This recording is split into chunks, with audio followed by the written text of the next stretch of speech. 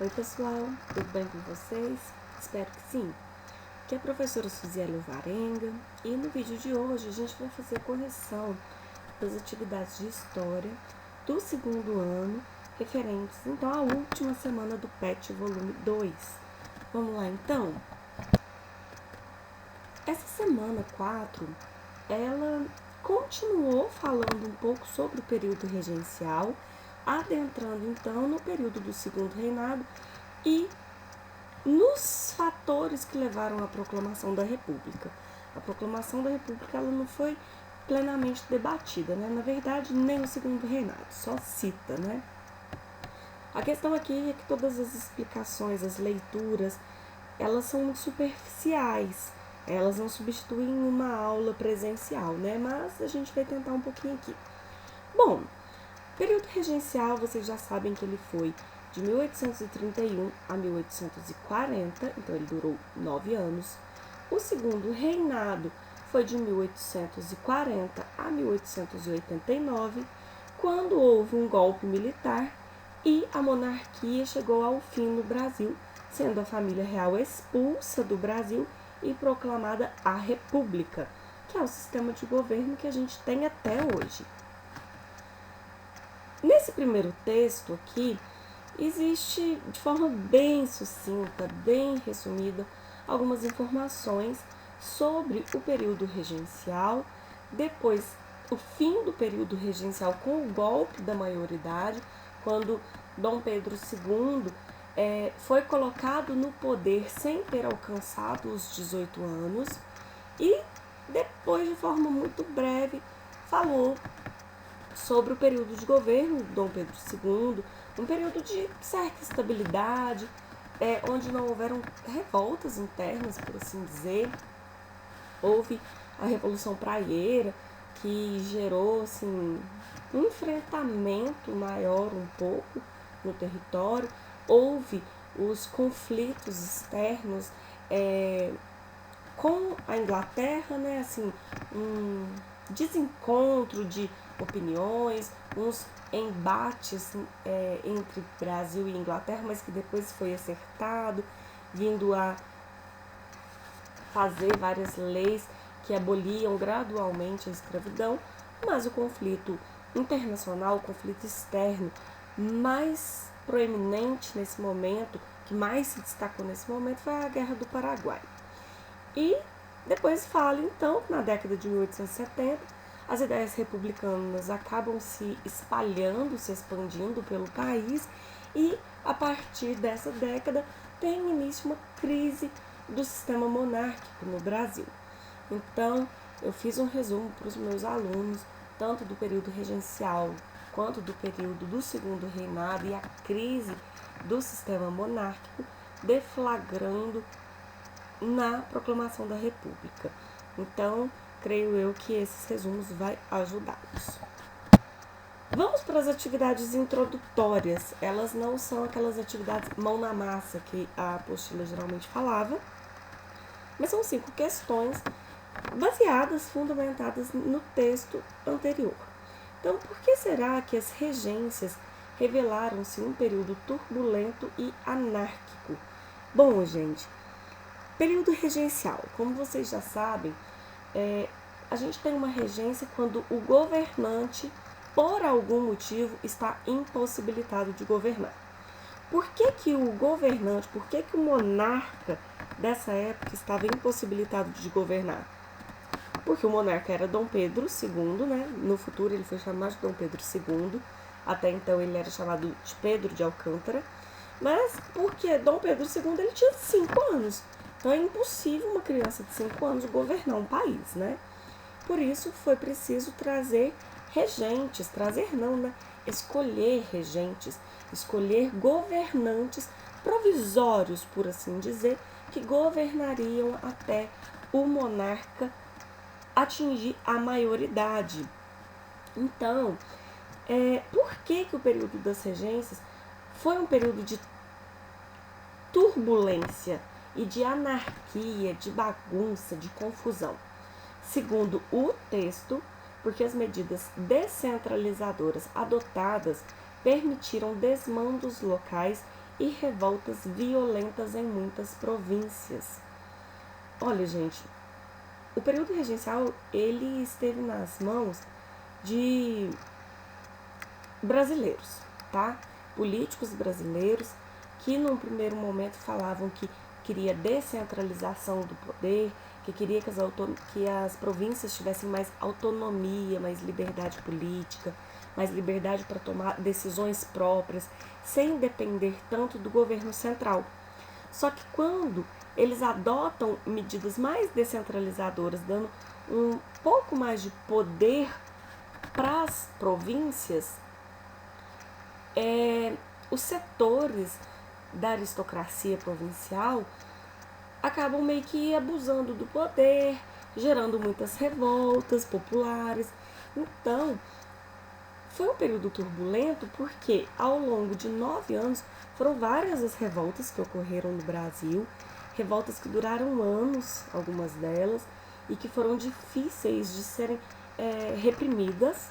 Então, essa autonomia provincial, essa liberdade política dada para as províncias, o fortalecimento do poder local, ou seja, o fortalecimento dos grandes fazendeiros locais, acabou preocupando os políticos do governo central, os políticos do Rio de Janeiro, que percebiam que cada dia que passava as revoltas explodiam mais e eles estavam preocupados com a possibilidade de o povo, os escravos, esses rebeldes tomarem o poder e o Brasil ter o mesmo destino que os países vizinhos, que era a sua fragmentação, a sua divisão em vários territórios republicanos. Tá? Então, basicamente é isso. Número 2. O que você entende pela afirmação de ter sido a regência um ensaio republicano? Gente, como que é um governo republicano? Nós vivemos em uma república onde nós elegemos o governante. Em uma monarquia, o rei ele chega ao poder por herança, ou seja, o trono passa de pai para filho, ou então por guerra, né? No caso, o trono no Brasil ele sempre era deixado por herança. Então, o Dom Pedro I, ao ir embora e abdicar do trono, o trono ficou para o seu filho, né? Então, por que a gente teve lá na década de 1830 uma experiência republicana? Porque pela primeira vez houve eleições para se escolher os governantes, no caso os regentes. Inicialmente só a Assembleia Geral, ou seja, os políticos do Rio de Janeiro, capital do Brasil, só eles, em um primeiro momento, que se reuniram e determinaram os 3 primeiros regentes. Só que, com o passar do tempo, as eleições para escolher os próximos regentes, elas foram eleições provinciais. Então, todos os eleitores de cada província puderam escolher os regentes. Então, já é uma experiência republicana porque teve votação para escolher os governantes. E, além disso, teve a descentralização do poder.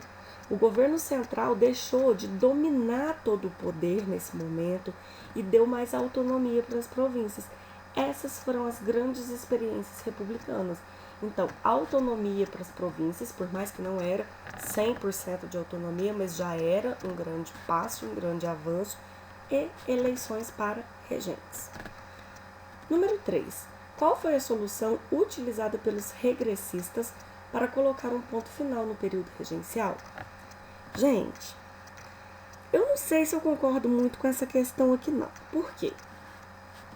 Em 1837, o Diogo Feijó, que representava os interesses dos liberais, dos progressistas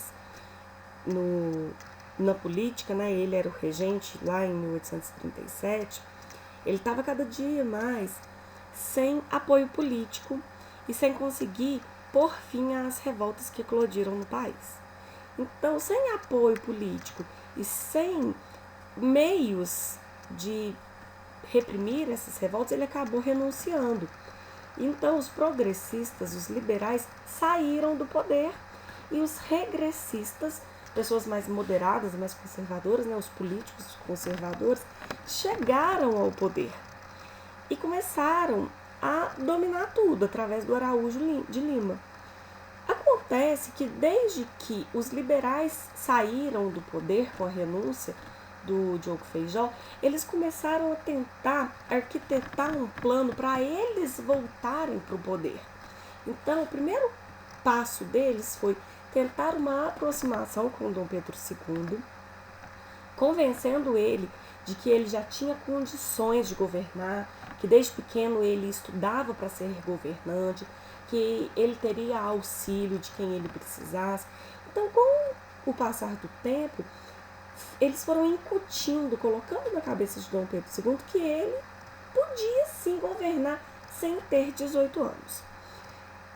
Segundo passo, eles, os liberais, fundaram vários clubes da maioridade, onde eles debatiam a antecipação da maioridade do Dom Pedro. Então, ao invés de considerar ele maior de idade aos 18 anos, considerar ele maior de idade antes dessa idade.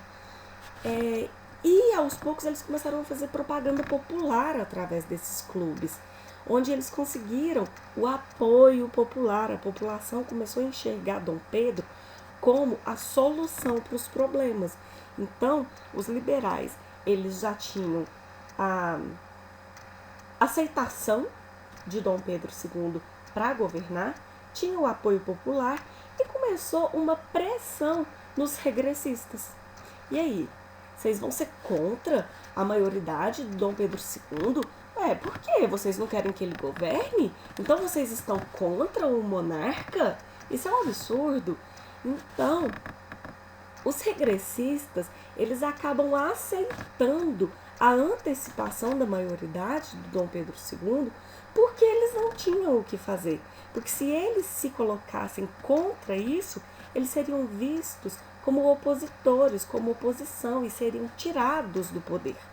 Então, diante disso tudo, e do fato de que o Brasil estava uma bagunça, lotado de revoltas, os regressistas aceitaram a antecipação da maioridade de Dom Pedro II e em julho de 1840 houve o que foi chamado de golpe da maioridade. Dom Pedro II tinha 14 anos e ele foi declarado maior de idade, assumindo o trono no Brasil.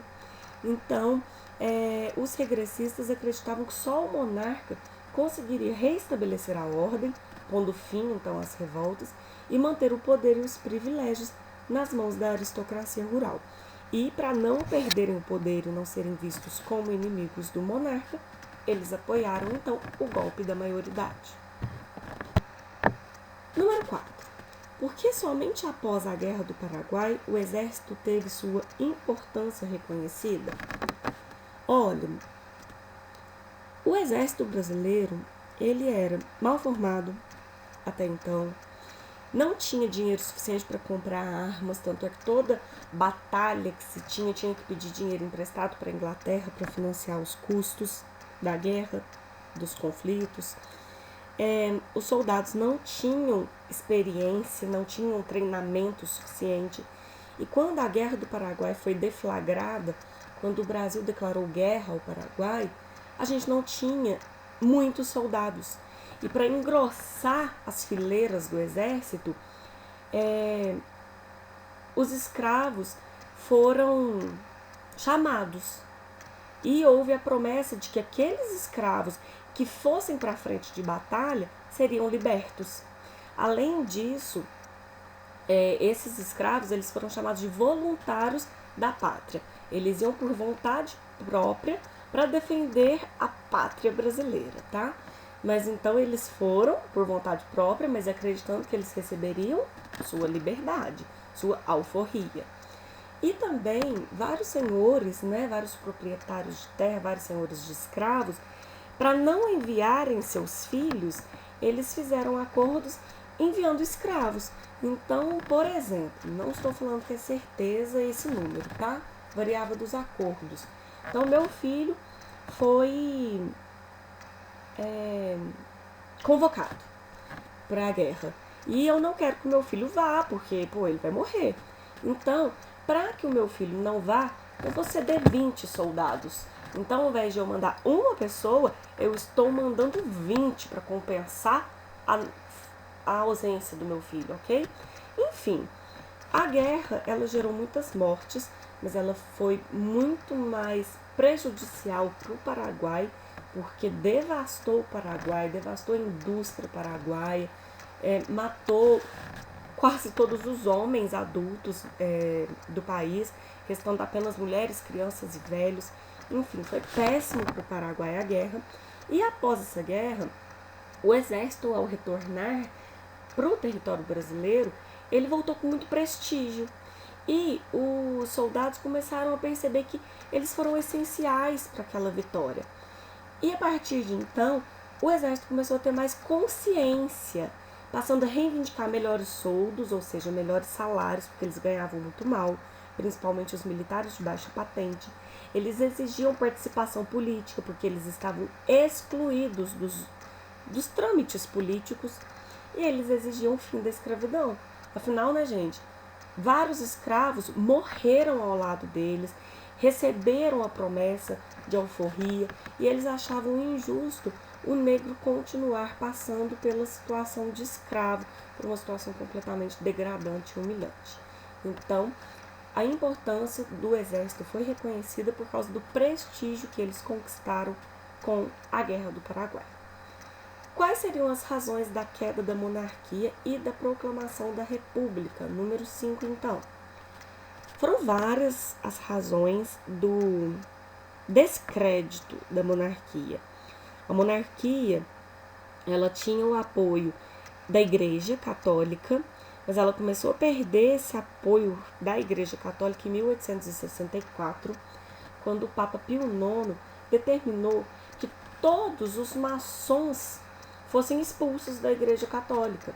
Só que o Dom Pedro II ele tinha uma simpatia pela maçonaria e alguns dizem até que ele era maçom. E ele não obedece à ordem papal.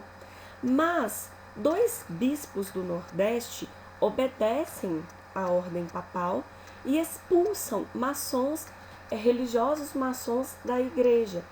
E o Dom Pedro II, ele entra na briga porque ele foi desobedecido. E ele era o poder máximo no Brasil. Então ele manda prender esses bispos. Aí começa toda a confusão. A Igreja Católica corta relações com Dom Pedro II e se vira contra ele. Então ele perde o apoio da Igreja Católica.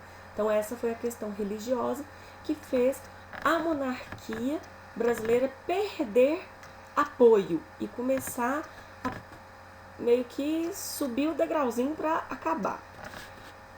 A partir da década de 1870, os ideais republicanos eles ficaram mais evidentes no Brasil e começaram a se espalhar pelo país. Então, muitos eram a favor de pôr fim à monarquia e escolher o seu governante, instalando uma república. Tinha insatisfação militar, os militares não conseguiram a ascensão política que eles queriam, não tiveram suas reivindicações atendidas, então não tiveram melhores salários, não tiveram treinamentos necessários, não tiveram melhores condições de trabalho e não tiveram o fim da escravidão. Então, os militares começaram a entender que eles só conquistariam tudo isso e só chegariam à política, ao poder político, se a monarquia acabasse. Então, Dom Pedro II acabou perdendo o apoio do exército também. Insatisfação dos cafeicultores. Por quê? Os cafeicultores eles estavam com muito poder econômico, principalmente os cafeicultores do Oeste Paulista, mas eles queriam mais autonomia, mais liberdade para determinar o rumo político de suas localidades. E eles enxergavam que enquanto o Brasil tivesse um monarca, um rei, eles não teriam essa liberdade política. Então a gente tem aí uma insatisfação dos cafeicultores e essa situação é agravada com a abolição da escravatura, porque uma grande parte dos fazendeiros que dependiam da mão de obra escrava para os seus negócios fluírem, para a sua economia fluir, em 1888, com a Lei Áurea, com a abolição da escravidão, esses fazendeiros perderam sua mão de obra e eles não receberam nenhum valor que... me fugiu a palavra, mas eles não receberam nada do governo, do imperador, da princesa Isabel, que pagasse a eles por eles perderem seus escravos. Então, isso tudo gerou uma insatisfação muito grande com a monarquia e foram as razões da queda da monarquia, que acabou deflagrando então com a proclamação da República no dia 15 de novembro de 1889, quando o exército acabou dando um golpe e tinha início então a República no Brasil. Agora as atividades, o que parece ser tipo as atividades oficiais dessa semana 4. As atividades então da página 110 e 111 fala sobre o período regencial aqui nessa primeira atividade, mostrando uma charge e tem um texto ao lado que pede na questão seguinte para vocês analisarem esses dois instrumentos, texto e charge. Atividade 1. Analisando a charge acima e o texto, faça uma descrição da representação da charge. Gente, o que a charge está mostrando para a gente? A charge faz uma referência ao início do período regencial, mostrando o monarca, que no futuro foi chamado de Dom Pedro II, sentado no trono, rodeado pelos seus regentes, aqueles que governariam o Brasil até o soberano alcançar a maioridade. Então, está mostrando para a gente ali uma criancinha, no caso do Dom Pedro II, que tinha 5 anos, sem entender nada, sentado no trono, e os 3 regentes ali ao lado, porque eram eles que iam mandar no Brasil. Atividade 2. Faça um comentário crítico à cena do século XIX, registrada pelo pintor francês Jean-Baptiste Debré. É uma resposta pessoal, gente. Eu peguei essa imagem que eu achei que a qualidade dela está melhor do que a do PET, e eu não recortei ela toda, então à direita da imagem você vai ver uma mulher, né, que não está na imagem do seu PET. Mas e aí? O que vocês estão vendo? Eu não coloquei a legenda, nem as referências, tá, gente, das imagens nem dos textos, para não ocupar espaço e porque tem no livro de vocês, na apostila de vocês. Mas essa imagem é a respeito de viagens no Brasil. Então, o retorno, né, de um senhor de escravos, de um proprietário de escravos, ele viajando, ele retornando, né, e o ir e vir dele. Então, o que a gente percebe? Para ele não se cansar, afinal ele é superior aos negros, para ele não se cansar, os escravos têm que carregar ele. Tem a mulher indo atrás levando comida para poder alimentar ele. Tem uma pessoa menor, né, uma criança aparentemente, aí do lado com uma sombrinha, um guarda-sol debaixo do braço. Para quê? Para a hora que esse senhor estivesse com muito calor, que ele fosse protegido do sol por esse guarda-sol. Enfim, é para vocês fazerem uma crítica a essa imagem. Então, o que vocês estão vendo e por que vocês criticam? Então, a gente vê aí a permanência, né, gente, a manutenção da escravidão, a exploração desses escravos e o abuso do homem branco, né? Bom, pessoal, é isso. Eu finalizo aqui com 3 imagens do Dom Pedro II. Ele, adolescente, já com trajes militares, como governante do Brasil. Depois ele na sua fase adulta e depois ele na terceira idade, apesar de que ele era representado mais velho do que ele realmente era na época. Então, essa é a matéria da semana 4. Eu espero ter contribuído para a compreensão de vocês sobre esse tema e contribuído também para a resolução das atividades. Creio eu que a gente vai falar depois então sobre a República, né, no volume 3, mas lembrando que a matéria debatida aqui foi muito superficial e merece uma atenção especial de vocês. Então, até breve e abraços da professora Suziele.